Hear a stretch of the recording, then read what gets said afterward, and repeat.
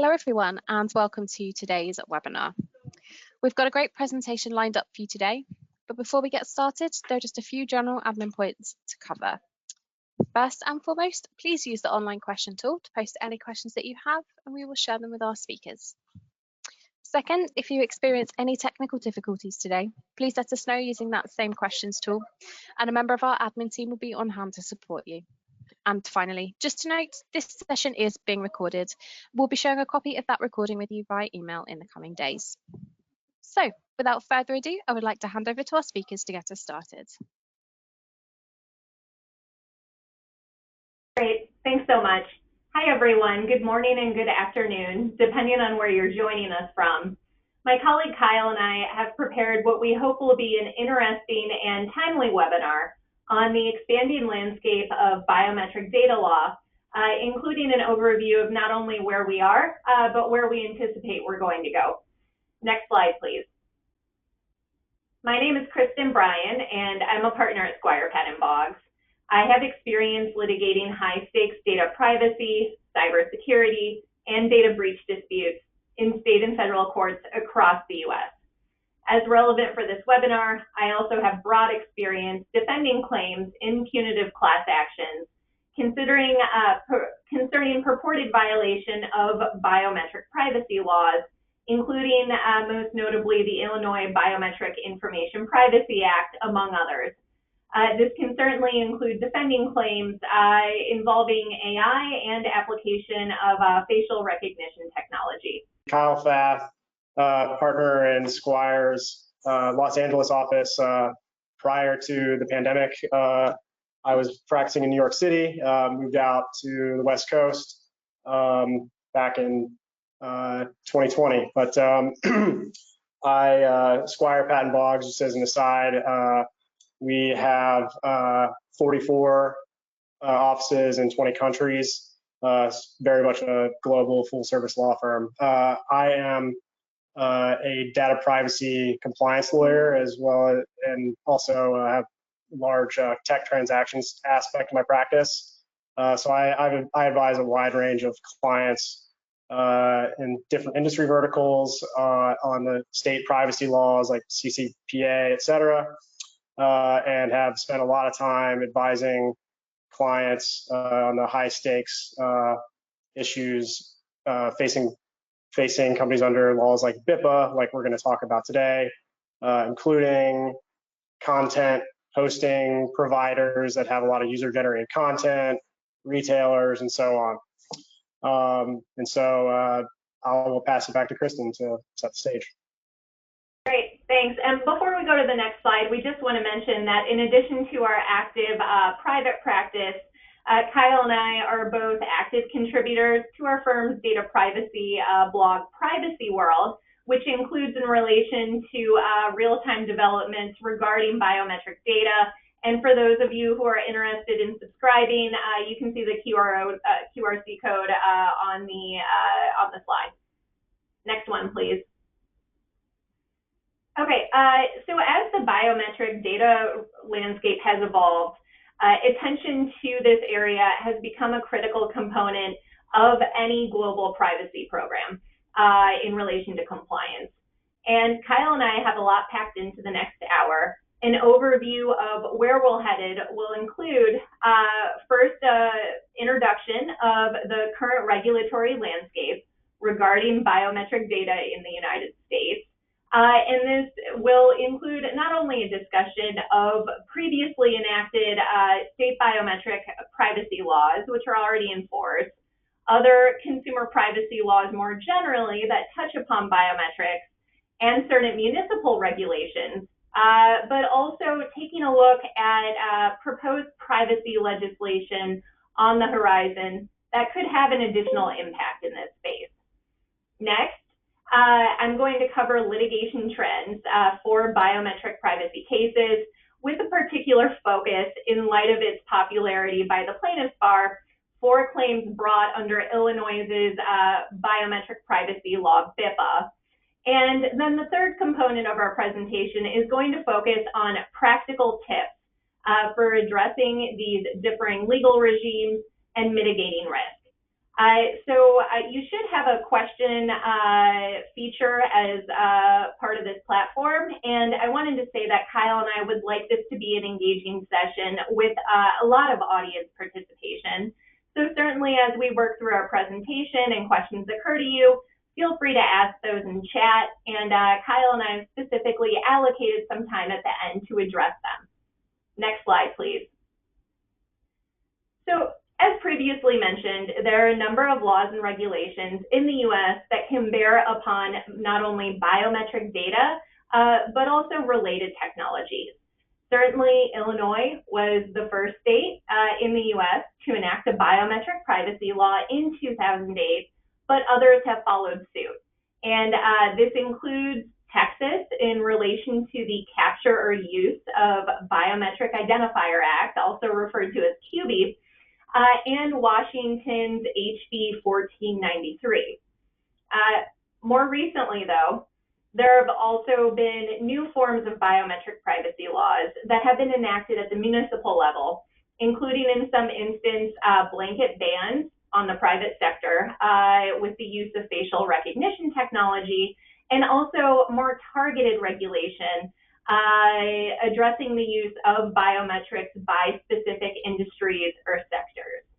And moreover, as many in the audience are probably also aware, with its recent focus on privacy and security, there are also some relevant developments from the Federal Trade Commission that we will also touch upon. Next slide, please.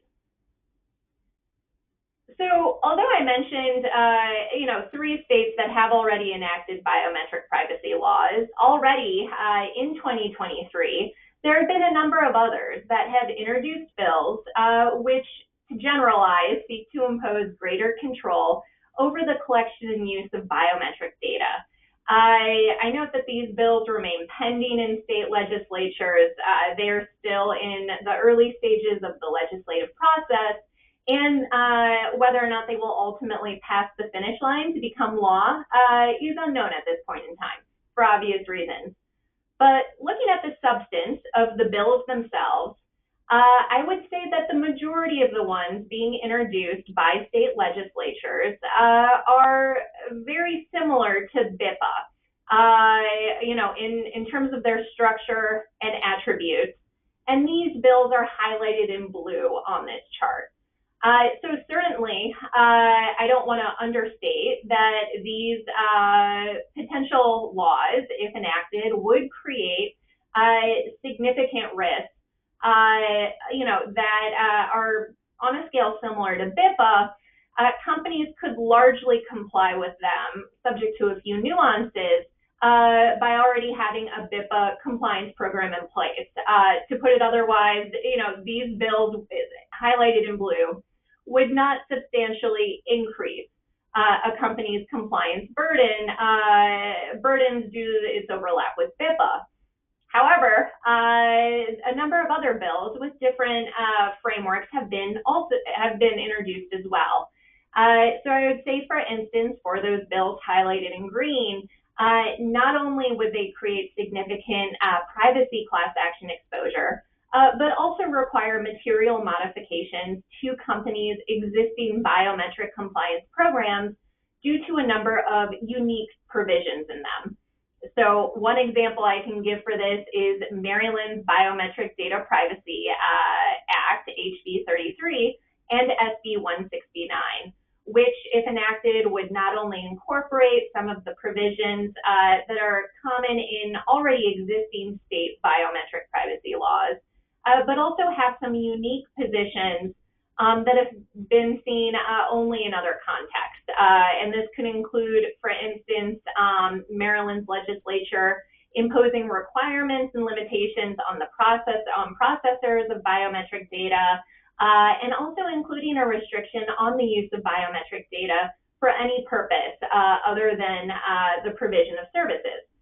And finally, besides those green and blue highlighted bills that you see on the slide, other states have taken yet another approach, and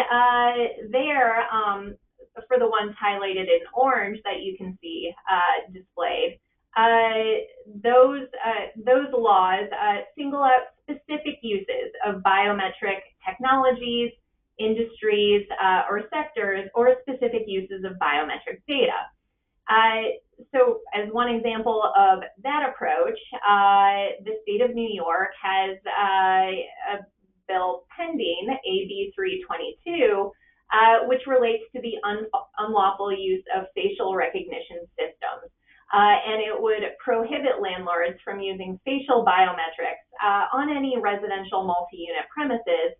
And I note that this bill, if enacted, it has a very broad definition of facial recognition, which includes analyzing the faces of individuals to assess their states of mind and criminal propensities, including levels of dangerousness.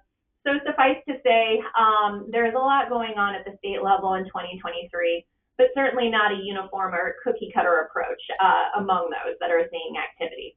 Next slide, please. So notwithstanding those differing approaches that are being contemplated at the state level, Illinois's biometric privacy law, BIPA, remains the most stringent law currently in force regulating biometrics, and it's also created a significant amount of liability exposure for companies that fall under its scope.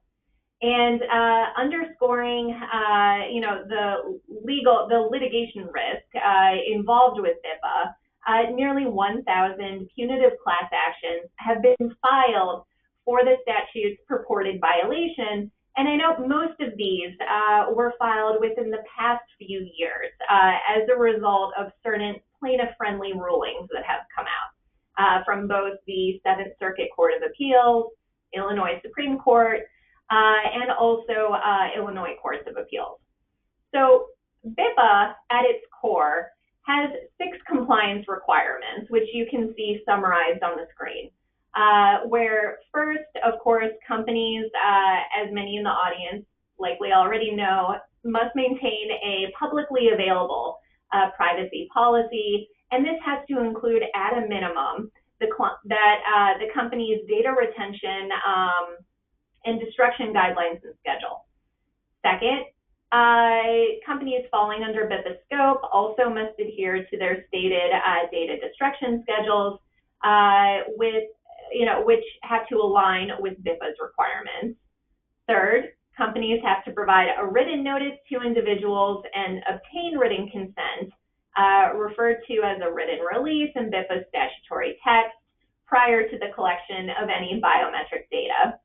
Fourth, companies must obtain consent for the disclosure of biometric data, and in the absence of such consent, disclosure is prohibited unless a narrow exemption applies. Fifth, companies must maintain security measures to safeguard biometric data from unauthorized use, disclosure, or acquisition. And finally, companies also must strictly follow BIPA's prohibition on leasing, trading, selling, or otherwise profiting from biometric data. And for reasons that I'll talk about in a moment, this 6th requirement has become quite significant for companies in the private sector. So in addition to these 6 core issues providing BIPA's fundamental framework, it's also enforced notably by a private right of action that allows any person aggrieved by a BIPA violation to pursue class action litigation on behalf of themselves and similarly situated individuals, with liquidated damages ranging from $5,000 for intentional or reckless violations down to $1,000 for negligent violations, as well as attorney's fees and costs. Next slide, please. So, in terms of its scope, BIPA applies to biometric identifiers and biometric information, with the meaning of biometric identifier referring to a retina or facial scan, fingerprint, voice print, or other scan of a hand or facial geometry. And then the statute also regulates biometric information, which critically means any information based on an individual's biometric identifier used for purposes of identity. So, although there's this core statutory language, BIPA has generated a significant amount of uncertainty in the litigation context over this phrase, scan of facial geometry. So courts have offered differing interpretations, but most of them at bottom have been quite broad in terms of what could potentially fall under this term, with other phrases in BIPA relating to possession and collection similarly being expansively applied for precedent that continues to develop. One example here would be under BIPA, courts have held that possession occurs when a private entity has or takes control of biometric data or holds it at its disposal. It does not, however, require dominion and control to the exclusion of others, as well as some other language highlighted on this slide that you can see. Next slide, please. So as previously mentioned, one of the core attributes of BIPA is the requirement that companies adhere to the law's notice and consent requirements, which can include requiring that a company falling under BIPA's scope disclose in writing that biometric data is being collected or stored, the specific purpose for which biometric data is being used, and the length of time for which biometric data will remain in the entity's possession before it's permanently deleted.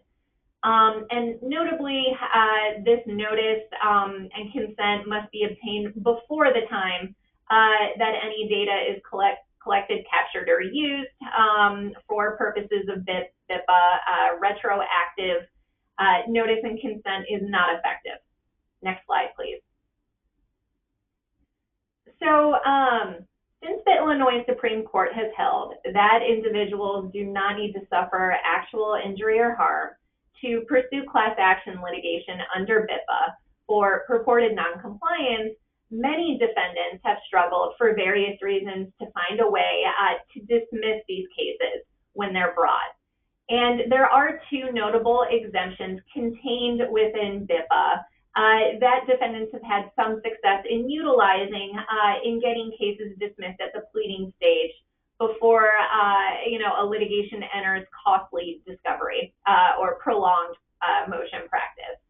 So the first is BIPA's exemption for financial institutions, which provide that the statute does not apply in any manner to a financial institution or affiliate of a financial institution that is subject to Title V of the Federal Gramm-Leach-Bliley Act and the rules promulgated under the GLBA. So although you might think on its face that this would be very narrow in terms of the entities it exempts, that is not the case. And courts, in fact, have broadly interpreted the scope of this exemption to apply well beyond the financial sector and extends to any entity subject to GLBA's privacy requirements. So as one example, several universities recently obtained dismissals of BIPA claims in reliance on this exemption in connection with lawsuits from the use of exam proctoring software. And then certainly the other BIPA exemption that has become significant is the healthcare data one, which provides that information captured from a patient in a healthcare setting is excluded from the definition of biometric identifiers and biometric information. And this has been broadly applied by courts, even in the virtual eyewear context, where a number of retailers have obtained dismissals of BIPA cases for VTO cases. Next slide. So certainly, oh, sorry, Kyle, I think Yeah, I can jump in. Let's talk a little bit about some the state privacy laws, which I'm sure a lot of people in this room today have been thinking about a lot, in addition to biometrics generally. So in addition to, BIPA, we've got to worry about the state laws. And so all 5 state laws, I guess now 6, including Iowa, consider biometric data, biometric information as sensitive data. So there's some definitional nuance to that I'll discuss in later detail, and some exemptions and exceptions that I think are relevant that companies should consider. But assuming that the sensitive data definition applies and certain exemptions and exceptions don't apply, there are heightened compliance obligations as compared to non-sensitive data. And certainly these compliance obligations are more comprehensive than, for example, the compliance obligations Kristin went through that are under BIPA, for example. Next slide, please. So this chart's obviously too small to read, but I think it'll be a good takeaway slide for everybody's review. We'll give slides, have the slides after the presentation, but I think some of the biggest things to focus on when you're looking at these definitions are not only like what they include, but what they exclude from the definitions. For example, Colorado and Connecticut exclude photographs and audio and video recordings from the definition of biometric information, which is very consequential because a lot of biometric information is derived from photos, is derived from videos and audio recordings. And so the data generated therefrom exception is very consequential to a lot of companies. I think if you look closely at Virginia's definition, it's missing a comma. And the result of that is that it's likely that the data generated from physical or digital photographs actually does fall within the scope of biometric data in Virginia. So there's definitely some definitional nuances. And certainly happy to debate the Oxford comma issue with people and legislative interpretation. But they do use the Oxford comma in other places, and they don't use it in the definition of biometric data in the spot I mentioned. So look at that one in Virginia.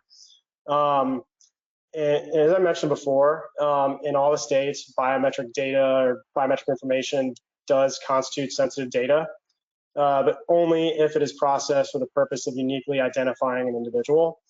And there actually is some nuance to that in Colorado regs. Colorado regs actually covers data that can be processed for the purpose of uniquely identifying an individual, not necessarily that is processed. So I think that's an important nuance to really look into. And I meant to mention this before, but when we refer to CCPA here, we of course are referring to CCPA as amended by CPRA. Same one law, just CPRA amends CCPA. Next slide, please.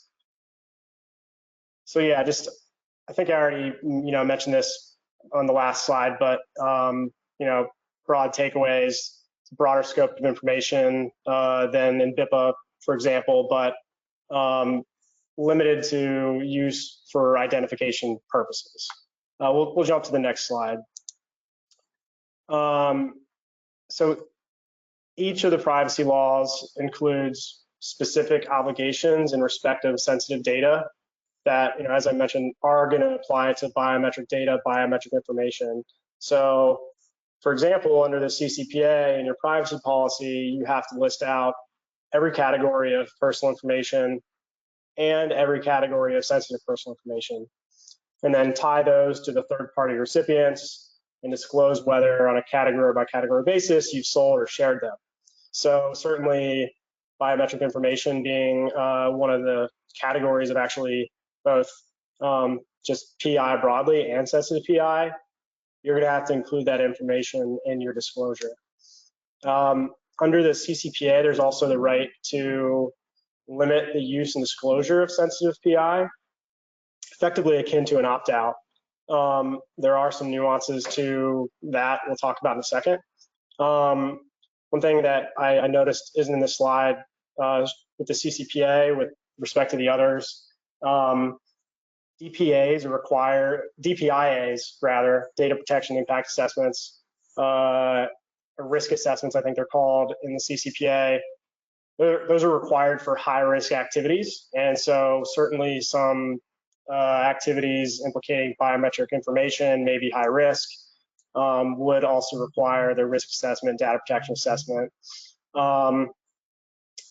The other states also, as we'll talk about, require consent for the processing of sensitive data, and that includes biometric data. So in all the non-California states, California is an opt-out regime with the right to limit. The other 4 states require consent. There is some nuance to Utah. It's a clear notice plus the opportunity to opt out. That is slightly different than consent, but it will require, certainly something akin to consent.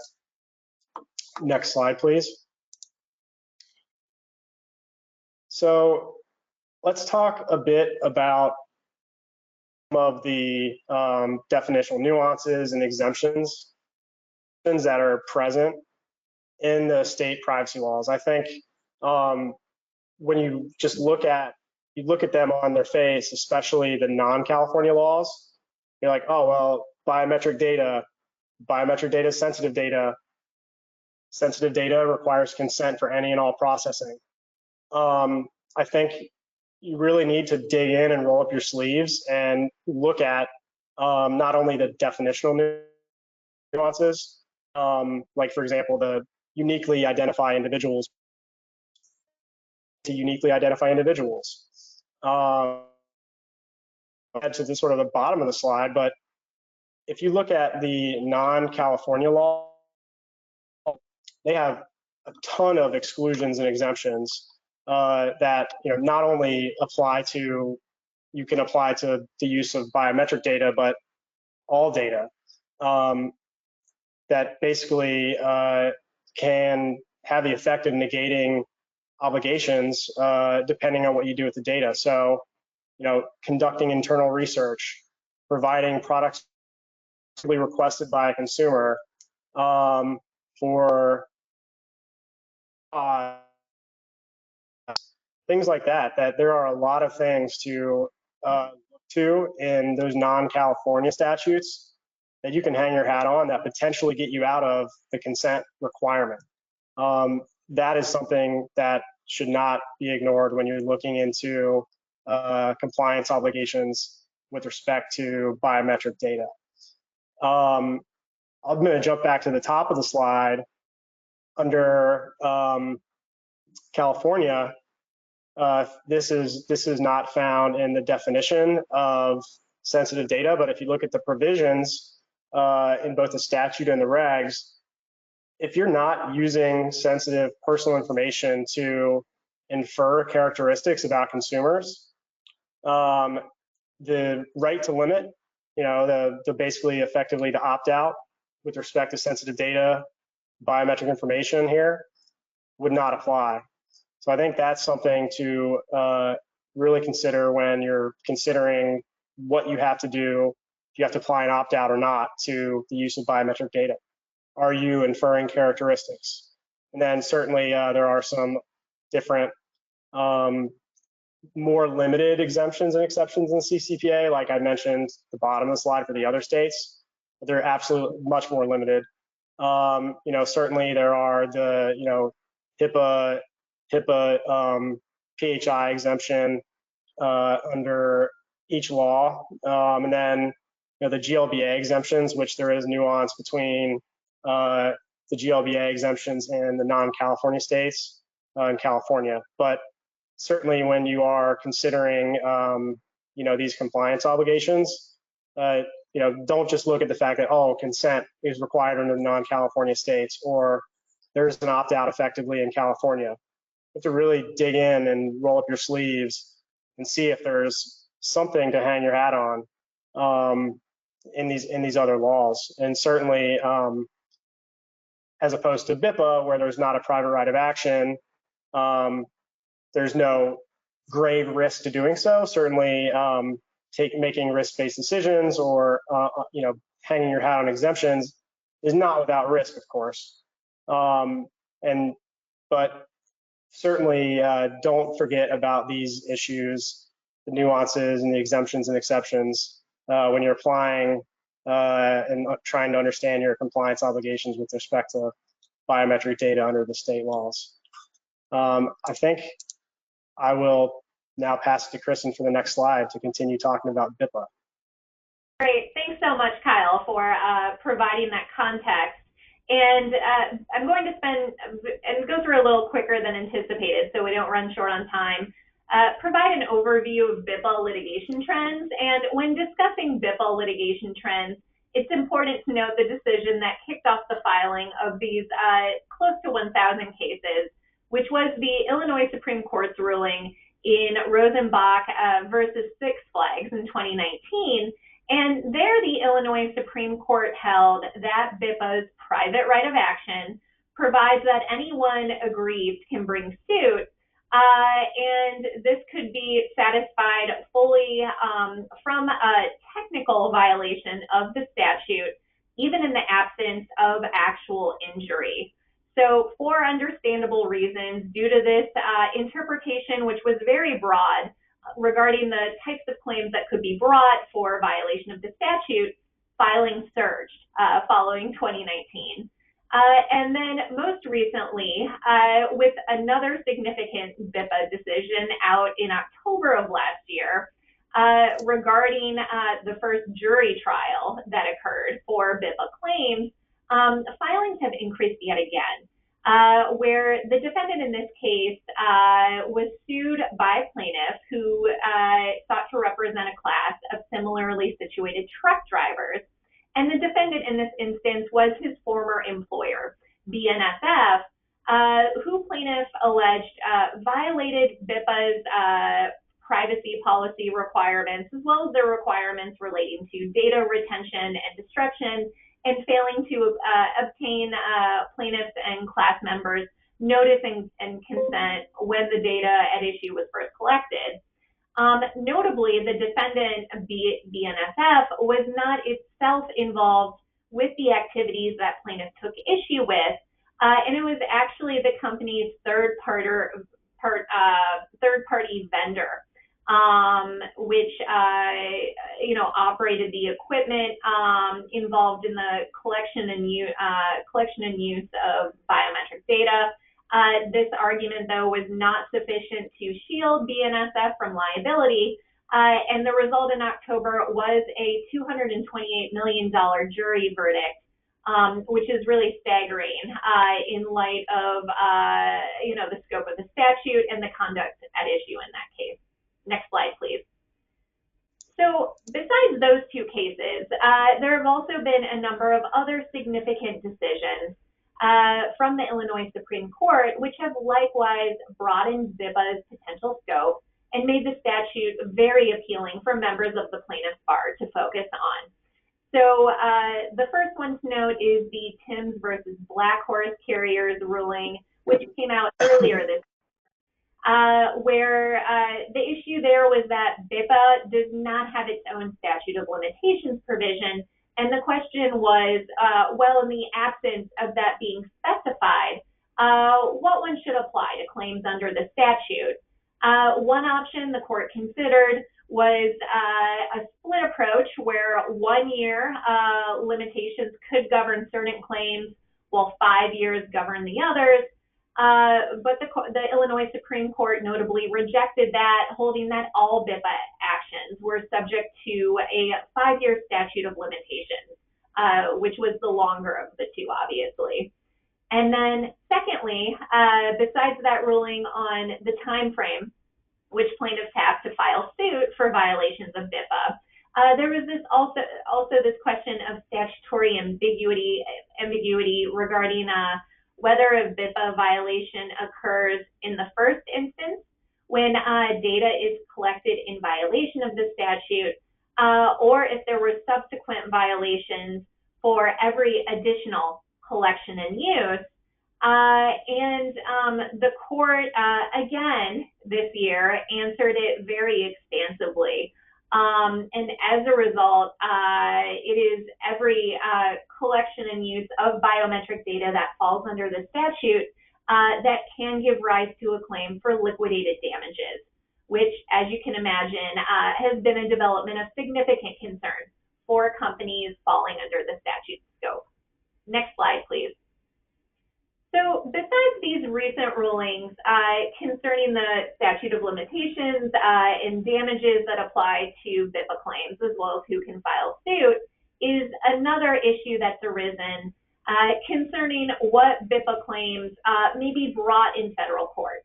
And the reason for this developing ambiguity is that Illinois state courts allow BIPA claims to be filed without a plaintiff suffering any actual injury. But notably, federal courts have a requirement of Article 3 standing, which provides a court subject matter jurisdiction under the U.S. Constitution, which means that the requirements to proceed with BIPA claims in state and federal court is slightly different, where we're seeing some gamesmanship by plaintiffs on the filing side in structuring their claims in an effort to avoid federal court jurisdiction. Unfortunately, the Seventh Circuit Court of Appeals has contributed to the confusion in this space with a number of rulings coming out starting in 2020 and continuing since, where in the first case, Bryan, the court held that the collection of plaintiff's data without consent in violation of the statute was sufficient to confer standing on a plaintiff. But alternatively, a defendant's failure to disclose a written retention policy and destruction guidelines was not enough to keep a case in federal court. So that ruling, as well as a few others, have resulted with some courts actually splitting BIPA claims, and 4 cases involving the same parties, the same core factual allegations, but differing subsections involved of BIPA, courts have allowed some components of the litigation to proceed in federal court in some instances, while also finding that there are others that should have been appropriately filed in Illinois state courts, with a defendant ultimately defending in some instances 2 cases simultaneously in differing settings. Next slide, please. So another notable trend for BIPA concerns claims for unlawful profiting, where certainly Section 15C of BIPA provides that no private entity in possession of biometric identifiers or biometric data may sell, lease, trade, or otherwise profit from a person's or customer's biometric information. And at first, when BIPA class actions started to be filed with some degree of frequency, 15C claims were frequently left off the table. Courts, however, have recently shown a reluctance to dismiss, at least at the pleading stage, 15C claims, which are now, as a result, being increasingly raised by plaintiffs in BIPA cases. So certainly this one decision involving Motorola, where a federal court refused to dismiss a complaint for a BIPA class action proceeding in court, that concerned allegations that defendants made a database of mugshots that were provided by subscription to police agencies, but did not, based on the allegations of the complaint, sell the underlying facial data generated from the mugshots. But the court still nevertheless denied the motion to dismiss because according to the allegations of plaintiff's complaint, biometric data was still a necessary element to defendant's business model, even though there was no sale. Similarly, for a case involving Amazon Web Servers recently, Amazon ultimately argued that it should not be liable under Section 15C of BIPA because it was not asserted in the case that defendants received any money from the practices at issue in exchange for transferring biometric data, as opposed to receiving payments for its cloud computing service generally. But the court yet again denied the motion to dismiss, reasoning that the complaint in this case plausibly alleged that access to biometric data was given in exchange for payment. Next slide, please. So certainly besides unlawful profiting claims, a number of claims have also been brought recently in the context of virtual try-on technology. And as the name suggests, for those of you who have not heard of this before, virtual try-on is a frequently offered service for certain online platforms which function as a virtual mirror, letting shoppers try on products using their camera-equipped devices. So certainly this is used a lot of the time by companies that offer makeup products, but also eyeglass retailers and others. And at bottom, these cases are so interesting because these AI-powered tools use what can be described as facial detection to allow for accurate placement of the product on a consumer's face. But, you know, clearly the data here is not being used for purposes of individual identification. But nevertheless, that has not stopped enterprising plaintiffs' attorneys from still filing a large number of suits for purported violation of BIPA in relation to VTO tools. So certainly one recent notable ruling involved Estee Lauder and a virtual try-on tool that plaintiff claimed she used and asserted that her information, including her facial geometry data, was collected in violation of BIPA.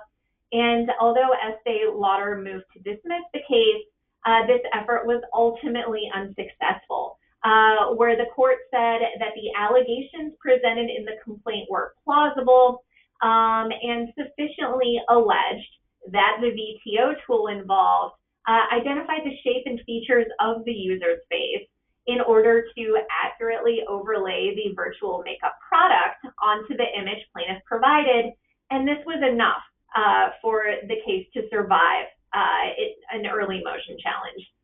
Similarly, Kristin also offers a VTO tool that allowed consumers to try on glasses on its site prior to purchase. But in that case, the court dismissed the litigation, finding actually that the company was exempt from BIPA as a result of the healthcare exemption that Kyle and I have previously discussed. So, you know, suffice to say, not all of these cases are making it past the motion to dismiss stage, but a number of them are. You know, including another case that was recently filed where I don't believe a motion to dismiss briefing has yet occurred in the avatar context, and claims brought by plaintiffs concerning that their selfies were transformed into avatars.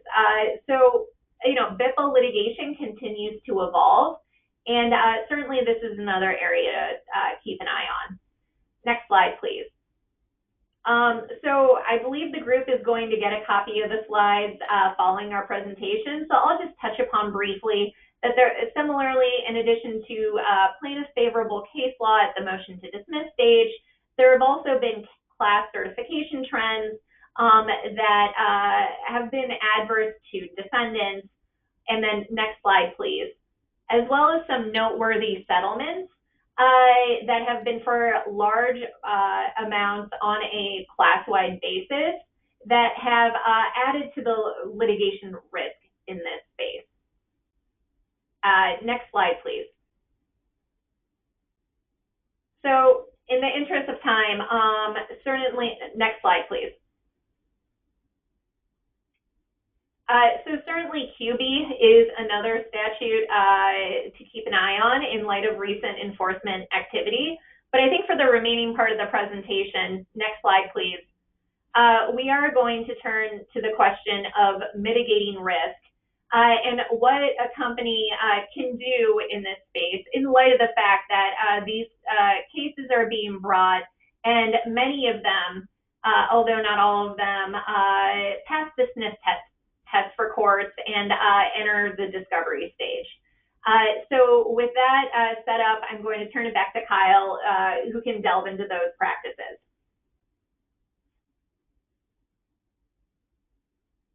Thanks, Kristin.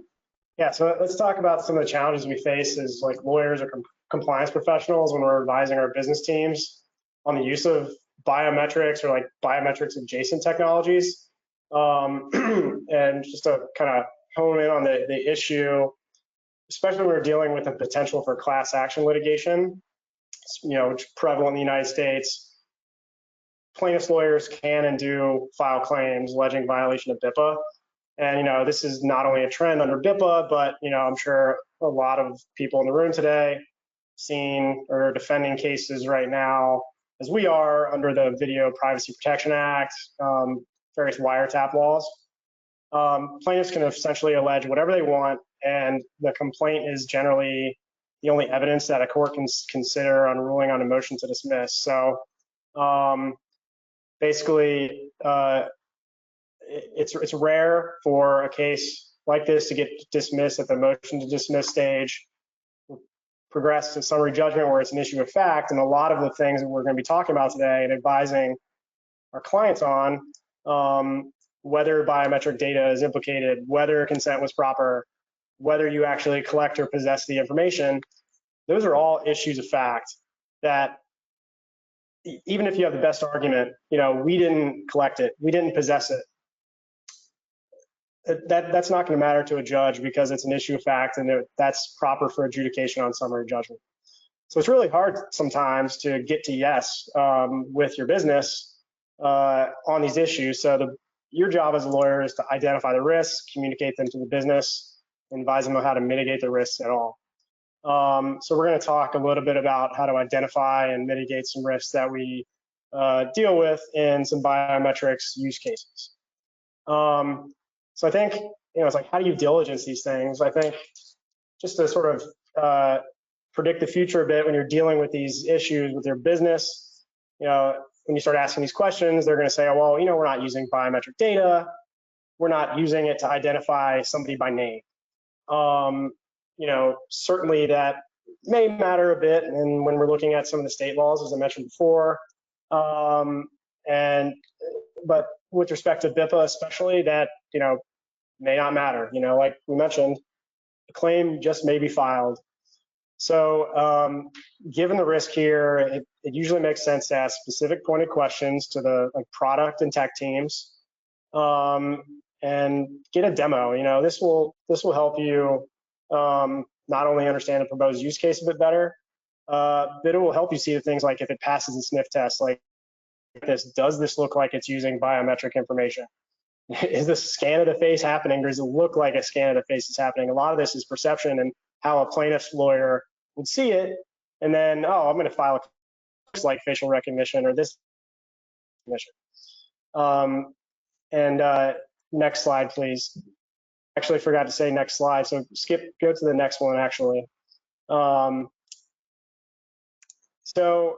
I think some of the initial questions asked or consider, I think as Kristin went through, there are definitely trends and patterns that the plaintiff's bar follows. Virtual try-on, smart coolers, which retailers will put in, like where you in the back where you get drinks, and they'll read your emotions and push you ads based on what you're looking at. Employee fingerprinting and so on. So, and then outside of the U.S. and even in the U.S. There's been a lot of regulatory attention and focus on facial recognition. especially if you do it on a widespread scale. So one of the takeaways is if your use case aligns with the current trend of the day, it's worth digging in and looking at that further. I think the next point relates somewhat to the first one, but I mean, clearly there's a penchant for litigation and regulatory action where the technology is used directly by an end user. That's not to say that there's something in the walls that, oh, if an end user isn't interacting with it, it makes it more actionable.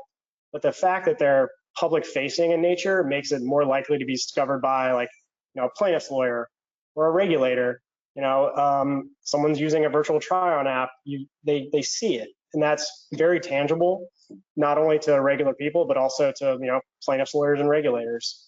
I think the user's direct involvement also will help inform, is this a scenario where if we do need to get consent, can we get consent?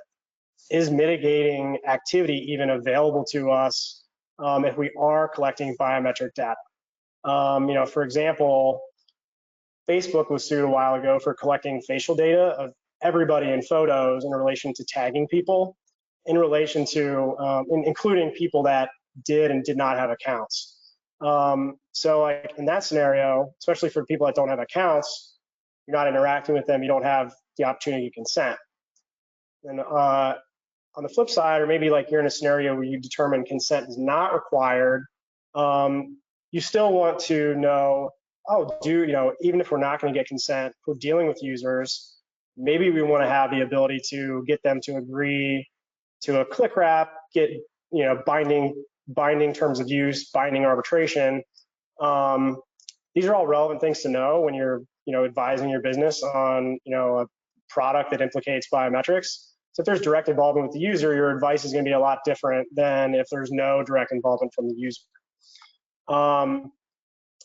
I think another consideration is like whether it's of a nature that it's feasible to avoid use, like in a certain jurisdiction, or prevent the processing of certain residents' data.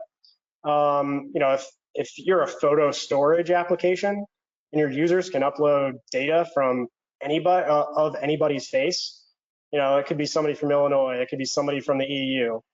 That's impossible to prevent from a technical measure of like, no, you can't use this in Illinois. There certainly are, jurisdictional litigation arguments to make that plaintiffs or defendants have made in cases like that, like Google Photos, and I believe others. But setting those, technical litigation arguments aside, in terms of like technical issues, like can you prevent use in Illinois? Like for example, my Nest doorbell camera, certain features aren't available if you're in Illinois or in the EU. Google and Nest are able to do that, and the way that it works could have helped potentially avoid claims like this. So certainly those are some things to think about and some initial questions to ask. But let's talk about some things that we've taken a dive into that are helpful. So like one of the first places I look, if you like acquiring a vendor's technology, is look at the vendor's documentation. This is a vendor that we diligenced in respect of a voice recognition, potential voice recognition application. Looking at this really helped identify how the vendor was going to be assisting the client with this type of technology. And certainly the way that they described it, did it put us at ease about how it worked, but it certainly helped us identify further issues and dig in a little bit further. Another good place to look is, I don't know if everybody's heard of GitHub. It's effectively a repository of software code and associated documentation.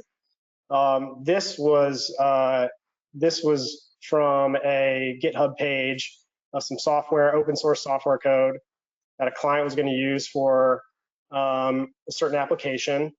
And just looking at this, this kind of the sniff test, like this looks like it's detecting faces. That I think informs some of the risks, as I mentioned before, of like, all right, how do we further? What's it actually doing? Looking at the documentation, on the GitHub page, like how does it describe that it's detecting? I know we're wrong, but look at how the vendor addresses it publicly, similar to the documentation issue. I couldn't find a good example that I could share publicly, but this is how Zoom describes how their, this feature works. And if you look at in the highlight, it says, the images don't leave your device. They're not stored or sent to Zoom. This is, there is some case law that is favorable to defendants about where they made arguments, well, it never touches our servers. We haven't collected or possessed it. This type of public disclosure by a company like Zoom is addressing that issue head on, saying, we're not touching this data, we're not collecting or possessing the data. I think the takeaway here is, if you have a vendor that is pushing tactics like this, like they don't want to touch the data. For example, I had advised a client on an application where the vendor provided a physical device or appliance to put on premises at the client's retail stores. And that is where all the data happened, on the premises of the retailer. That was another circumstance where it's like, well, the vendor doesn't want to touch it. That informs what they think of it, and that informs how you should look at it too from a risk perspective under BIPA, for example. Place to look is like vendor website.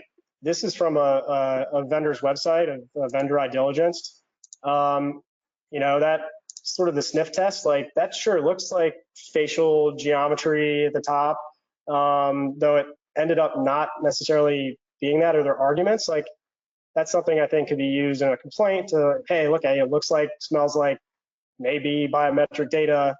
Here's a complaint. I think sometimes vendors will list their customers on their website. Another area of risk, if that's a vendor that's been targeted by a plaintiff's lawyer and you're listed on the website as a customer, you might be a target as well. DPIAs are also a good place. Vendors will give them to you under NDAs usually.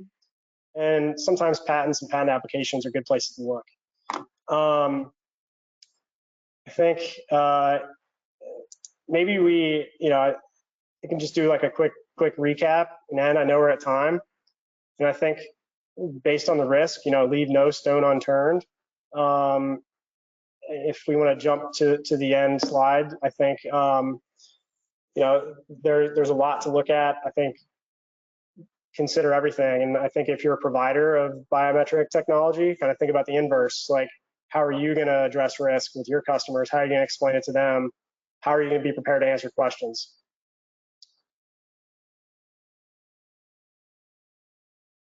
Yeah, no, and Kyle's recommendations are also supported by developing case law in this space as the best ways to mitigate the possibility of litigation being filed. So thank you, everyone. I know we're at time, and we ran a little short, but we hope you found the presentation useful, and we will circulate a copy of the slide deck. If you have questions, please feel free to reach out to us, and we're happy to answer anything that you have that we are not able to address. Okay. Thank you. Thanks, everybody.